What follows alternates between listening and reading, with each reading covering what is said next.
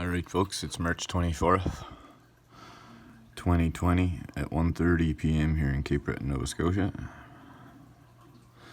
And we can see Mother Nature decided spring is not here, that it's still winter, which really kind of sucks compared to yesterday.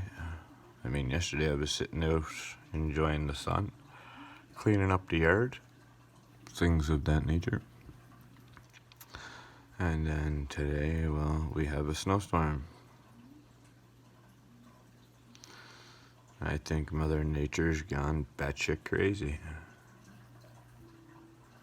So there's no sense trying to look for the light provider today.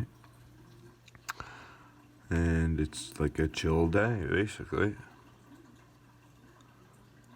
So with that, guys, I love yous all. I hope yous enjoy, and I'm out.